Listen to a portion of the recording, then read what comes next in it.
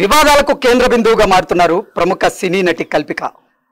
Prism pub యాజమాన్యం తన పట్ల దురుసుగా ప్రవర్తించిందని, ప్రిజం పబ్ యాజమాన్యం తనని అసభ్యకరమైనటువంటి పదజాలంతో దూషించిందని, లిటరల్ గా మాటలతో రేప్ చేసింది అంటూ కల్పిక ప్రిజం పబ్ యాజమాన్యం మీద ఆరోపణలు చేస్తూ ఉంటే, ప్రిజం పబ్ యాజమాన్యం మాత్రం కల్పిక చీప్ పబ్లిసిటీ కోసమే గొడవకి దిగిందని, సబ్స్క్రైబర్స్ కోసమే గొడవకి దిగిందంటూ వారు ఆరోపణలు చేస్తున్నారు.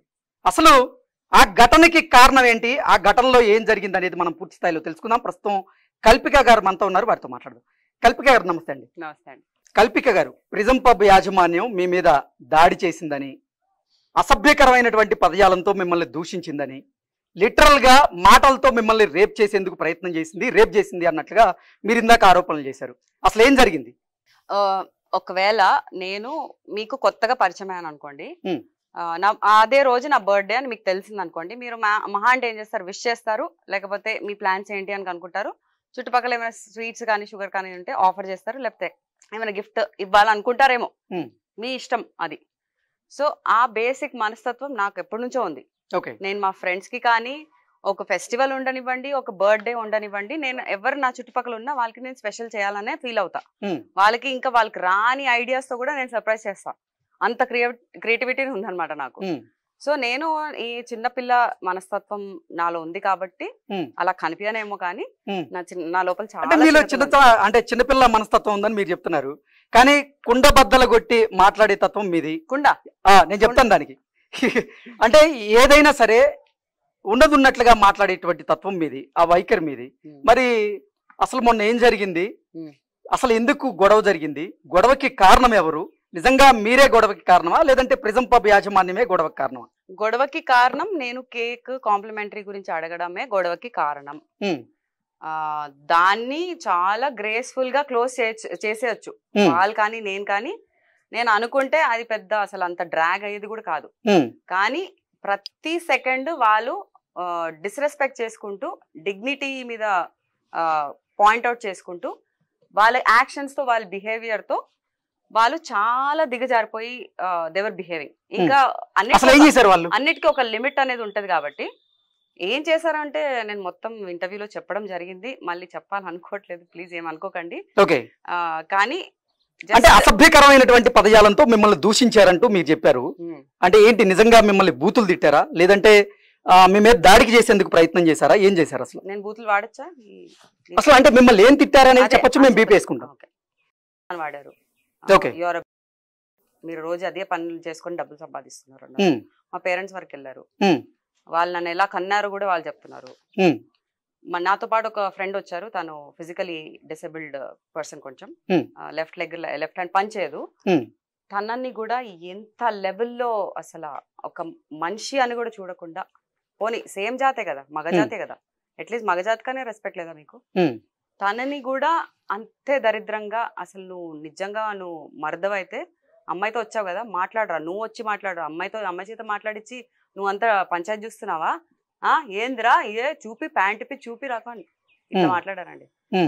పాపం నేను నా ఫ్రెండ్ ఎక్కడ భయపడతారేమో అని నేను భయపడ్డాను తప్ప వాళ్ళందరితో నాకు అసలు ఫరక్ కూడా పడలేదు. నేను మా ఫ్రెండ్ ని కాపాడడంలో బిజీ ఉన్నా. నేను నువ్వు రియాక్ట్ అవ్వకు, నేను చూసుకుంటా. నేను ఇంతే చెప్తుంటే పోలీసు వాళ్ళు వచ్చి నన్ను ఆపుతున్నారు మళ్ళీ దానికి. తనేమో మా మీద వస్తున్నాడు. ఓకే, మీరు ప్రిజం పబ్ కి వెళ్ళడం జరిగింది, అక్కడ కేక్ ఆర్డర్ చేయడం జరిగింది. కేక్ వచ్చిన తర్వాత మీరు కాంప్లిమెంట్ గా కేక్ ని అడగడం కూడా జరిగింది, వాళ్ళు ఇవ్వడం అని చెప్పడం కూడా జరిగింది. మరి మీరు ఎందుకు దాన్ని ఇష్యూ చేశారు? కాంప్లిమెంట్ ఇవ్వను అని చెప్పిన తర్వాత వదిలేయచ్చు కదా. కాంప్లిమెంట్ ఇవ్వను అని చెప్పలేదు, మా పాలసీస్ లో ఇది లేవు అని చెప్పారు. కాబట్టి సరే, మీ అప్పర్ మేనేజ్మెంట్ ఉన్నారు కదా, వాళ్ళకి చెప్పండి, నేను వాళ్ళ దగ్గర కన్ఫర్మ్ చేసుకుంటా. లేదంటే నాకు స్విగ్గీ డైనౌట్ ఉంది, దాంట్లో 15% ఆఫ్ ఉందండి. 15 ఎంత వస్తుంది? 15% ఆఫ్ 2000 కి చెప్పండి. So I'm ready to take that offer also. ఇదంతా అవ్వకపోతే అదే తీసుకుందామని నేను స్విగ్గీ యాప్ కూడా ఓపెన్ చేసి పెట్టుకున్నాను బిల్ పే చేయడానికి. So it is not about complimentary, it is not about the cake, it is about the culture that we follow in Hyderabad. ఆ కల్చర్ మీద నేను ఆ లిబర్టీ తీసుకొని మాట్లాడడం తప్ప నాకు ఆ కేక్ తో ఏమొస్తుందండి, ఆ 2000 తో నాకేమొస్తుంది? ప్రిజం పబ్ యాజమాన్యం మీ మీద దాడి చేసిందా, మీ మీద రేప్ చేసిందా? రేప్ అంటే తెలుసా? యా, అఫ్ కోర్స్ నాకు అయింది కూడా. I know what is rape. మళ్ళీ అడుగుతున్నా నేను మిమ్మల్ని, ప్రెజెంట్ పబ్ యాజమాన్యం మీ మీద రేపుకి ప్రయత్నం చేసిందా? రేప్ చేసిందా? స్టాఫా ఒకలా స్టాఫ్ గానీ, అంటే సిబ్బంది గానీ, లేకపోతే యాజమాన్యం గానీ, ఎవరైనా గానీ రేప్ చేశారా? ఎస్, మాటలతో, చూపులతో, వాళ్ళ యాక్షన్స్ తో, అండ్ వాళ్ళతో పాటు ఆ పోలీస్ వాళ్ళు కూడా, సార్ తిప్పండి సార్, పోలీస్ వాళ్ళు కూడా చేశారు అని నేను చెప్తా.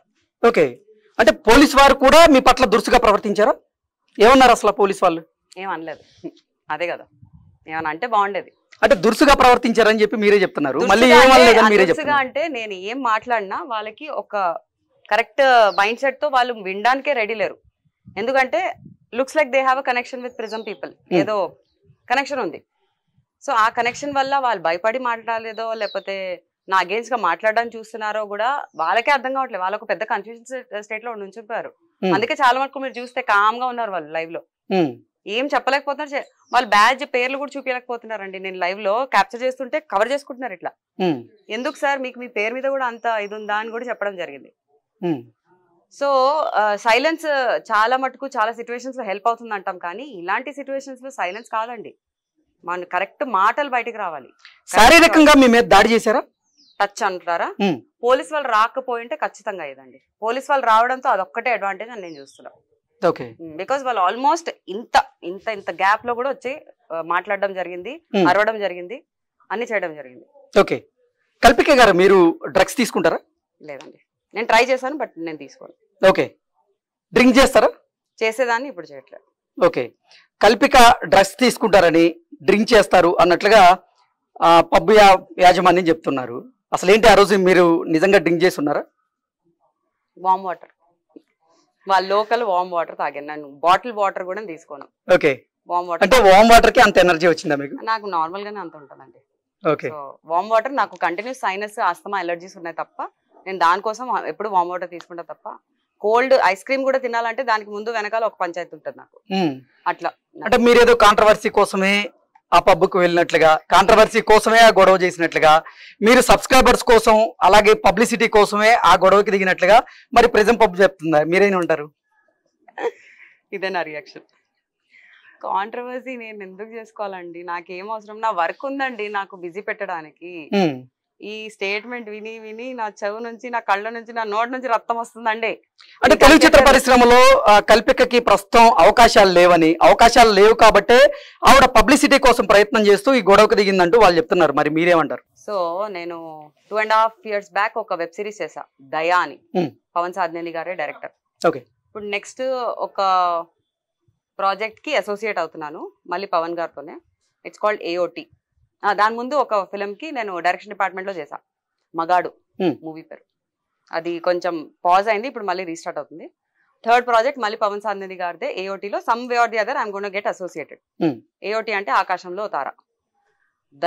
దయ చూపించి ఈ మగాళ్ళందరికీ నేను ఒక ఆకాశంలో తార అని చూపించుకుంటా. మగాళ్ళందరూ అని చెప్పి నా సైడ్ చూపిస్తారు, సెంటర్ లో వచ్చింది అది అంతే. ఓకే, సో నా మూవీసే speaks my whole life. Okay, present ఏ ప్రాజెక్ట్స్ ఉన్నాయి మీకు? మగాడు, AOT, అండ్ నేను చాలా స్క్రిప్ట్స్ అనాలిసిస్ చేస్తున్నాను ప్రస్తుతానికి. స్క్రిప్ట్స్ వింటూ ఉన్నాను, ఏది బాగా నచ్చి డిఫరెంట్ గా అనిపిస్తే నేను చేస్తా, ఏ లాంగ్వేజ్ లో అయినా చేస్తా. ఓకే, సబ్స్క్రైబర్స్ కోసమే నేను ఈ గొడవ చేశానంటూ మీరే మాట్లాడినట్లుగా ఒక వీడియో, ఒక ఆడియో ఇప్పుడు సర్క్యులేట్ అవుతుంది, దాని మీద ఏమంటారు? ఇలాంటి 10 వీడియోలు ఇంకా చేసి నేను మళ్ళీ సర్క్యులేట్ చేస్తా. ఓకేనా, మీరు చేస్తారా? ఏం జరిగిందో తెలియాలి కదా. ఏం లేదండి, 1.5 hour వాళ్ళే నాది వీడియోస్ తీసి, మీకు ఇదే కదా కావాలి, మీ అమ్మాయిలకి ఇదే పని కదా, దీంతోనే మీకు మానిటైజేషన్ అవుతుంది, డబ్బులు వస్తుంది కదా, మీరు అన్ని పబ్బుల్లో, బెంగళూరులో ఇక్కడక్కడ అన్ని పబ్బుల్లో క్లోజ్ చేయడానికే మీ ప్రయత్నంలో ఉన్నారు కదా, సో అదే పని మీద మీరు చేస్తున్నారు కాబట్టి మేము వీడియో తీస్తున్నాము అన్నారు. నేనన్నా వీడియో ఎందుకంటే CCTVలు ఉన్నాయి కదా, అన్ని యాంగిల్స్ నుంచి క్యాప్చర్ అవుతాయి కదా, వీడియో ఎందుకు తీయాల్సి వస్తుంది మీకు అన్నా. లేదు మాది ఉంటుంది కదా PR, మేము చేసుకుంటున్నాం అని. ఓకే, నేను కూడా PR చేసుకుంటాను. నేను ఇన్స్టాగ్రామ్ ఆన్ చేసుకొని just 1 week 10 days back subscription option ఉందని ఇన్స్టాగ్రామ్ లో మొన్నే తెలిసింది నాకు. అది దాన్ని ప్రాపర్ గా వాడుకుందాము, నాకు ఒక ఆర్మీ, కల్పికాస్ ఆర్మీ క్రియేట్ చేసి అందరికి నేను చేసే పోరాటంలో కమాండ్ వాక్ విత్ మీ అని చెప్దాం అని చెప్పి నేను ఆ గ్రూప్ క్రియేట్ చేయడం జరిగింది. ఇప్పటి వరకు దాంట్లో నుంచి ఒక నయా పైసా కూడా రాలే నాకు ఇంకా. ప్రీ ట్రయల్ లో ఉంది అది. పబ్బు వాళ్ళు నా పట్ల దురుసుగా ప్రవర్తించారు, అసభ్యంగా మాట్లాడారని మీరే చెప్తున్నారు. మరి మీరు కూడా పోలీసుల పట్ల అసభ్యంగా మాట్లాడినట్లుగా ఒక వీడియో బయటకు వచ్చింది, దాని మీద ఏమంటారు? ఏమని వచ్చింది? పోలీసు వారిని మీరు తిట్టినట్లుగా. ఏమని? ఆ పదం మేము చెప్పలేము. నేను పోలీసు వాళ్ళని తిట్టింది మీరే కదా, మీకే తెలియాలి. టామ్ దాన్ని టామ్ టామ్ అన్నా, హాయ్ హాయ్ టామ్ టామ్ అంటారు కదా అదన్నా. ఓకే, లాస్ట్ స్టేట్మెంట్ నా లైవ్ లో గచ్చిబౌలి పోలీసు ఇలాంటి వాళ్ళకి టామ్ టామ్ అన్నా. పోలీస్ వాళ్ళ వైపు నేను ఏం అంతేగాని పోలీస్ వారిని మీరు దూషించింది గానీ అసభ్యకర పదజాలంతో మీరు, ఎందుకంటే వీళ్ళే నన్ను అర్థం చేసుకోవట్లేదు అంటే వాళ్ళు వీళ్ళకన్నా దిగజారిపోయి ఉన్నారు. సో ఏం ఎక్స్పెక్ట్ చేస్తానండి వీళ్ళ నుంచి? మీ డ్యూటీ మీరు సరిగ్గా చేస్తే ఆ రెస్పెక్ట్ మీరే మీ ఓన్ గా మీరు పెంచుకోవచ్చు మీ సైడ్ నుంచి. నేను వచ్చి మీకు సపరేట్ గా రెస్పెక్ట్ ఇవ్వక్కర్లేదు. Okay, why Kalpika? దేనికి అంటే అసలు కల్పిక ఈ మధ్య కాలంలో వరుసగా వివాదాల్లో చిక్కుంటూ ఉన్నారు. మీరు చిక్కుంటున్నారా? ఎవరైనా మిమ్మల్ని వివాదాల్లోకి లాగుతున్నారా అంటే ఏం చెప్తారు? నేను ఇన్ని ఇయర్స్ ఏదైనా వివాదంలో చిక్కుకున్నానా? 17 years లో ఒక 15 years నుంచి నేను చాలా తక్కువ ఇంటర్వ్యూస్. మీతోటి సహనటులతో మీకేదో వివాదం ఉందని, స్కూల్ కి సంబంధించినటువంటి వివాదం ఒకటి నడిచిందని. మీకు టైం ఉందంటే ఒక్కొక్క టాపిక్ గురించి నేను సపరేట్ గా మళ్ళీ నేను ఇంటర్వ్యూ చేసుకోవచ్చు. బట్ ఏంటంటే వాళ్ళు నా నుంచి లీగల్ గా మాటలు తీసుకోవడం జరిగింది. I'm not suppose to discuss about their scenario anymore, otherwise they will be putting me behind the bars అంట. ఏం చేయకుండా they will be putting me behind the bars అంట. మెల్లగా వాళ్ళ అందరు టాపిక్స్ నేను తీస్తాను. అభినవ్తో మీకు గొడవ ఏంటి? ఐ లవ్ హిమ్ అబ్బా, ఏం గొడవ లేదు నాకు, వాడే పిచ్చోడు అంతే. ఓకే, ఏంటి బిగ్ బాస్ కి మీరు వెళ్ళాలనుకుంటున్నారా? బిగ్ బాస్ నుంచి మీకు ఏమైనా కాల్ వచ్చిందా? ఫస్ట్ సీజన్ నుంచి కాల్ వస్తుంది. ఈసారి బిగ్ బాస్ 9 కాబట్టి పిలుస్తానని అనుకుంటున్నాను అంతే. అది కూడా స్పెషల్ ఎంట్రీ కింద వెళ్తా, వచ్చేస్తా. ఓకే, మీరు ప్రిజం పబ్ యాజమాన్యం మీద పోరాటం చేస్తూ ఉన్నారు. మీ హక్కుల కోసం మీరేం సాధించారు ఇప్పటి వరకు? జనాల ధైర్యంని సాధించాను. భయపడే అమ్మాయిలకి ఒక ధైర్యం ఇచ్చాను. మా మమ్మీ కూడా భయపడుతుందండి. నేను ఇలాంటి వాటిలో నేను వాయిస్ అవుట్ చేస్తానని చాలా భయపడుతుంది. ఎందుకంటే నేను అమ్మాయిని కాదు, నేను చేసే వర్క్, నేను చేసే ప్రొఫెషన్ అనేది చాలా ఛాలెంజింగ్ గా ఉంటది, చాలా డిమాండ్స్ ఉంటాయి. ఏ టైం అంటే ఆ టైం అవైలబిలిటీ ఉండడం, వర్క్ వెళ్ళడం, వర్క్ రావడము, వేరే వేరే కైండ్ ఆఫ్ మెంటాలిటీస్ తో డీల్ చేయడము, అవన్నీ ఇన్సెక్యూరిటీ ఆ భయాలు మా మమ్మీకి చాలా ఇయర్స్ నుంచి ఉంది. కానీ ప్రతిసారి నేను తనకి ఇప్పుడు వరకు కూడా నేను తనకి ఎంకరేజ్ చేసుకుంటూ కరెక్ట్ వేలో తనకు అర్థం చేపించేలా ఇప్పుడు కూడా నేను తనకి కరేజ్ ఇస్తున్నా. మమ్మీ ఇలాంటి వాటికి నువ్వు ఎన్నో పోరాడావు మమ్మీ, నీకు గుర్తుందో లేదో, నువ్వు ఇచ్చేసావు వచ్చేసావు అని ఎగ్జాంపుల్స్ ఇచ్చి మరి నేను తనకి గుర్తు చేసి తనెంత స్ట్రాంగ్ ఉందో నన్నెంత స్ట్రాంగ్ చేసిందో అని నేను చెప్పుకుంటూనే ఉన్నాను మమ్మీకి కూడా. సో ఆ స్ట్రెంగ్త్ నాకు మా మమ్మీ నుంచి వచ్చింది, నాకు నా సినారియోస్ నుంచి వచ్చింది. నాది వేరే ఇంకో 10 మందికి హెల్ప్ చేస్తుందేమో అని. ఓకే, కల్పిక గారు, మీరు పబ్కి వెళ్ళడం మీద, మీ డ్రెస్సింగ్ మీద, మీరు పబ్కు వెళ్ళి అక్కడ రచ్చ చేయడం మీద కొంతమంది నెటిజన్లు అయితే మీ మీద మండిపడుతూ ఉన్నారు, మరికొంతమంది మీకు మద్దతు తెలుపుతూ ఉన్నారు. అంటే అసలు నైట్ టైంలో కల్పిక పబ్కే ఎందుకు వెళ్ళింది, అక్కడ ఎందుకు డ్రింక్ చేసింది, అక్కడ ఎందుకు రచ్చబెట్టుకుంది వాళ్ళతో, ఇలా రకరకాలుగా కొంతమంది మిమ్మల్ని దుమ్మెత్తిపోస్తూ ఉంటే మరికొంతమంది మీకు సపోర్ట్ చేస్తూ ఉన్నారు, మద్దతు తెలుపుతున్నారు. ఒక మహిళ అయితే ఏంటి పబ్కి వెళ్ళకూడదా, ఎంజాయ్ చేయకూడదా, తన పర్సనల్ లైఫ్ని తాను ఎంజాయ్ చేయడంలో తప్పే ఉంది అంటూ మీకు మద్దతు తెలిపే వాళ్ళు ఉన్నారు. అసలు ఫైనల్ గా మీరేమంటారు? ఒక మహిళ అయితే నిజంగా పబ్కి వెళ్ళడం తప్పంటారు? ఇవాళ నేను వేసుకున్న బట్టలు మీకు ఈ ఒకేషన్ కి కరెక్ట్ అనిపించిందా? ఈ ఒకేషన్ కి కరెక్ట్ అనిపించిందా మీకు? మీకు మీ ఇష్టం అది కదా, మీరే ఆన్సర్ ఇచ్చేసారు. సో 10 మందికైనా నేను ఒపీనియన్స్, వాళ్ళ ఒపీనియన్స్ నేను చేంజ్ చేయలేను. నాకు నచ్చినట్లు నేను ఎప్పుడు ఉన్నాను, ఎప్పుడు చేస్తాను. కానీ ఏ ఒకేషన్ లో ఎలా రెడీ అవ్వాలో నాకు తెలుసు, ఏ దాంట్లో ఎలా కంఫర్టబుల్ గా ఉండాలో నాకు తెలుసు. ఇప్పుడు ఈ పబ్ విషయంలో వస్తారా, పార్టీల విషయంలో వస్తారా, తాగుడు విషయంలో వస్తారా? కొంతమంది పొద్దు నుంచి సాయంత్రం వరకు కూడా బర్త్డే పార్టీ చేసుకుంటారండి ఇంట్లో.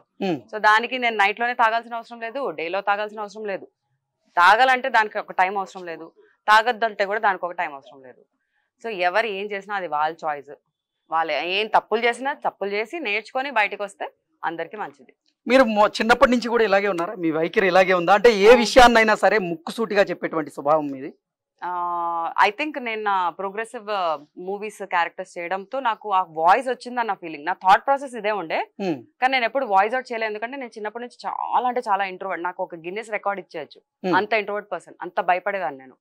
జనాలంటే ఏదున్నా, స్టేజ్ అంటే కూడా భయం ఉండేది, కెమెరా నేను ఎలా ఫేస్ చేశానో నాకే తెలియదు కానీ సో నా థాట్ ప్రాసెస్ ప్రతిసారి అలానే ఉంటాయి కానీ వాయిసింగ్ అనేది ఈ మధ్య స్టార్ట్ అయింది. ఓకే, చివరిగా అయిపోయింది. ఇండస్ట్రీలో మీరు ఎప్పుడైనా కాస్టింగ్ ఫేస్ చేశారా? మాట్లాడండి దీని గురించి. నేను మాట్లాడా. ఎందుకు భయం? వాకౌట్. భయమా?